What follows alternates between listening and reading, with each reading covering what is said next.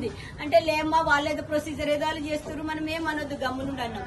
తర్వాత కూడా బయటకు వచ్చిండు ఆయన 2 గంటలు 2.5 గంటల తర్వాత బయటకు వచ్చి సార్ ఏంటి పరిస్థితి ఇప్పుడు అని అంటే ఏం లేదమ్మా చెప్పిండు. ఈ వాల్ ఉంది కదా ఈ వాల్ ను మేము బ్లాస్ట్ చేస్తుంటే ఈ వాళ్ళకించి ఇది పోయి పక్క వాళ్ళ జామ్ అయిపోయింది. ఈ వాల్ అనే దాంట్లో స్టంట్ ఉండే సార్.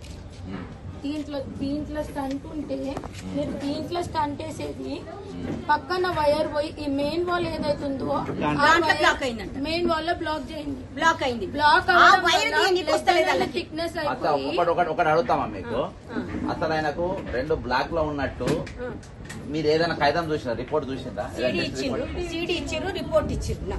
సీడీ ఇచ్చిండ్రు రిపోర్ట్ తీసుకుని నేను సెకండ్ ఒపీనియన్ పోదాం కానీ తీసుకున్నా. మళ్ళీ ఏం చేసిన సెకండ్ ఒపీనియన్ పోయినావా? పోలేదు. ఇవ్వనని అడిగినావా? అంటే నాకు తెలిసిన డాక్టర్ ఉన్నాడు అడిగిన ఇట్లా 2 బ్లాక్లు గాను రిపోర్ట్ పంపించిన వాళ్ళు ఇచ్చిన రిపోర్టే కదా సార్ ఆ రిపోర్టే పంపించిన. నాకు శ్రీనాథ్ ఈ రిపోర్ట్ చూడనా అంటే చూసిండు. చూసి ఇదైతే బ్లాక్స్ కనబడుతున్నాయి అంటే సీరియస్ కాదు కాకపోతే ఇలా కూడా కనబడ్డాయి. ఇగో ఇది కూడా నాది, ఇది నా రిపోర్టు. అపోలోకి నేను తెచ్చుకున్నా లోపల, అర్థమైందా? ఇది నా రిపోర్టు అపోలో దాకాను ఉంది. ఈ రిపోర్ట్ ప్రకారం నాకు కూడా బ్లాక్లు ఉన్నాయి. ఈ రిపోర్ట్ ప్రకారం నేను కూడా సీరియస్. ఈ రిపోర్ట్ ప్రకారం నన్ను బయటికి పంపొద్దన్నారు. కానీ నాకు అనుమానం వచ్చింది, ఎందుకంటే ఆ గతంలో శంకర్ గౌడ్ అంటే ఆయన అన్ననే చచ్చిపోయినా కాలు పెట్టుకున్నాను. చచ్చిపోతే నేను గొడవ చేసిన, నాకు అనుమానం ఉంది, ఎందుకే షిఫ్ట్ చేయమని చెప్పిన. షిఫ్ట్ చేయమని చెప్పి ఒక్క నిమిషం షిఫ్ట్ చేయమని చెప్పి నా ఈ రిపోర్ట్ మొత్తం తీసేసుకున్నా. నేను తీసుకొని మా సెకండ్ ఒపీనియన్ డాక్టర్లో పంపిన. నీకు బ్లాక్లు ఉన్నాయి, నీకు డేంజర్ ఉన్నది, ఎమర్జెన్సీ ఉన్నది, ఎక్కడ అడ్మిట్ అయిపో, 4 కింద గోలు పెట్టుకో అన్నారు. నెక్స్ట్ అన్నైనా అక్కడికి వెళ్ళి నేను సత్య హాస్పిటల్కి పోయినా. నేను పోయిన తల దెబ్బ తాకిందని పోయినా, పోలీస్ స్టేషన్ కింద పడితే అక్కడికి నన్ను సత్య హాస్పిటల్ పోయిండు. ఒక డిఎస్పీ నన్ను బంజారా డిఎస్పీ జీప్ కేసు కొడితే దెబ్బ తాకింది. పోలీస్ స్టేషన్ లో కళ్ళ మీద పడితే ఇక్కడ తీసుకుపోయాను. అలా స్కానింగ్ తీసినాయి. స్కానింగ్ తీసిన తర్వాత నేను పోయి దీనికోసం వాళ్ళు ట్రీట్మెంట్ చేసి దేనికి నాకు గుండె ప్రాబ్లం ఉందని చెప్పిండు. ఎటు పోయి నాకు కుక్క పెట్టాను. అక్కడికి కాచిగూడ ఉన్న టీఎక్స్ హాస్పిటల్కి పోయినా. పోయి అందులో ఈసీజీ చూపించిన. అందులో ఈసీజీ చూపిస్తే మొత్తం నార్మల్ వచ్చింది. చూడండి టీఎక్స్ హాస్పిటల్ 0.1 అంటే 0.1 కెళ్ళి 0.7 లోపు ఉంటే నార్మల్, దాటితే అప్ నార్మల్. అసలు నార్మల్ కూడా లేదు. 0.1 అంటే దరిదాపులో కూడా లేదు స్ట్రోక్. అర్థమైందా? ఇగో ఇది సాక్ష్యం, ఇంత మించిన సాక్ష్యం ఏం కాదు. ఇది అపోలోది, ఇదేమో టీఎక్స్ది, ఏం లేదు. సేమ్ నేను అలా అడ్మిట్ ఉంటే నాకు బ్లాక్ లేదు, నాకు ఎదురు స్టంట్లు 101% నాకు స్టంట్ చేద్దామా?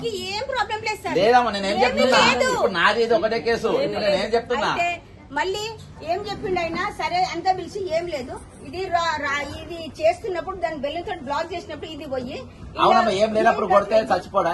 ఇప్పుడు ఆయనకు ప్రాబ్లం ఏం లేనప్పుడు ఇప్పుడు నీకు అర్థమైందా? వాళ్ళు ఒక ఈసీజీ తీసిందమ్మా. సేమ్ నేను ప్రూఫ్ చూపెడుతుంది కదా. ఇగో ఇది నా ఈసీజీ, ఇది కన్నా ఈయన ఈసీజీ తీసింది. ఈయనకు తీసిన ఈసీజీ గ్రూప్లల్లా ఒక 2 బ్లాక్లు వచ్చినాయని చూపించాను. మీరు ఇన్సూరెన్స్ ఉందని చెప్పాను. చెప్పగానే ఐసీయూకి షిఫ్ట్ చేసింది. ఎంత చూసుకుంటారు. ఇక ఈయనకి ఎట్లా కానీ చేయాలనుకుంటారు. మీకు నాకు తేడా అయింది తెలుసా? మీరు అనలే ఉన్నారు, వాళ్ళు చెప్పినట్టు మీరు ట్రీట్మెంట్ పోయిండ్రు, ఈ పరిస్థితి అయింది. నేను అలా లేను, బయటికి పోయినా కాబట్టి వేరే దగ్గర ట్రీట్మెంట్ చేసుకున్నా, ఏం లేదని బయటకునే బతికిపోయినా. వేరే ఏం లేదు, వేరే ఏం లేదు, నేనేమనుకున్నా వేరే ఏం లేదు. నీట్ గా పిల్లలు చిన్నోళ్ళు చంపేసిండ్రు అంతే. చిన్నలో చంపేసిండు సార్, అంతే, అందులో డౌటే లేదు. డౌట్ అయితే అతను మళ్ళీ కిందికి వెళ్ళినాక కూడా వెళ్ళి అడిగితే ఏం లేదు, రేపు పొద్దున కల్లా క్లియర్ అయిపోతుంది సార్. వెంటిలేటర్ పెట్టిండ్రు, ఇది నోట్ల అసలు తమ్ముడు మాట్లాడతలేడు. మళ్ళీ రూమ్ కి వెళ్ళినా, రూమ్ కి వెళ్తే అమ్మా మీకు ఎక్స్ప్లెయిన్ చేసిన కదా ఏం ప్రాబ్లం లేదు, రేపు పొద్దున కల్లా క్లియర్ అవుతుంది. మేము బ్లడ్ లూజ్ కానీ ఆడ బ్లడ్ టైట్ మోసం చేసి ½ లో పిలిచి తమ్ముడు గుండా అయిపోయిందని చెప్పారు సార్. నా తమ్ముడు పోయేటప్పుడు అక్క నేను 10 minutes లో వస్తా అక్క, నువ్వు ఎందుకు టెన్షన్ పడుతున్నావు అని పోయింది సార్. నా తమ్ముడు నాకు ఇట్లా పరిస్థితి వస్తుందంటే మన స్టెంట్ వేయకుండా అట్లనే ఇన్సూరెన్స్ వాళ్ళు సార్, ఇన్సూరెన్స్ వాళ్ళు యశోదలో తీసేసిండ్రు అని అందుందని పోయినాము. లేకపోతే నేను యశోదలనే అయిపోతుండే అన్ని. నా తమ్ముడిని లాస్ చేసుకోకపోతుంటే. ఆ పిల్లని చూడండి సార్, ఆ పిల్లని చూడండి, 30 years తన ఏజ్. ఈ పిల్ల 6 years, వీడు 9 years. వీళ్ళు ఎప్పుడు పెరగాలి. వాడు అవుట్ సోర్సింగ్ ఉద్యోగి.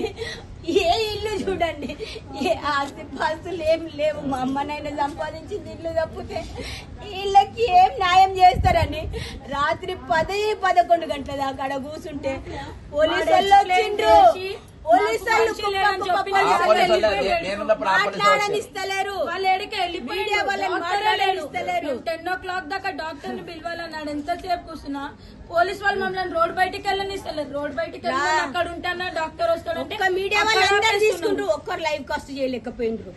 చాలా మంది మీడియా వాళ్ళు వచ్చిండ్రు, రిపోర్టర్స్ వచ్చిండ్రు, తీసుకున్నారు కానీ ఒక్కరు లైవ్ కాస్ట్ చేయలేదు సార్. ఈ న్యూస్ ని దామోదరం రాజనరసింహ సార్ పిఏ వాళ్ళతోటి కూడా ఫోన్ చేయించిన సార్. ఫోన్ చేస్తే అక్కడ అబ్దుల్లా ఎవరో ఉన్నారు, ఆయన మాట్లాడి సార్ తోటి మాట్లాడిన అతనితో మాట్లాడినమ్మా అంటే నేను వాళ్ళ ఫ్యామిలీ మెంబర్స్ తోటి మాట్లాడుతున్నాను ఆయన చెప్పిండు. ఎవరితోటి మాట్లాడలేదు. ఏంది సార్ ఏందని అంటే నేను ఆయనతోటి మాట్లాడినని మాకు చెప్పిండు. ఎంతసేపు కూర్చుని వీళ్ళ పిల్లలకి ఏం ఆన్సర్ చెప్తారు అని అడిగితే కూడా ఒక్కడు డాక్టర్ కానీ ఒక హాస్పిటల్ మేనేజ్మెంట్ కానీ రెస్పాండ్ అవ్వడం కాదు కదా. ఇట్లా అయింది, మేము ఏమని చేస్తాము, మేము డాక్టర్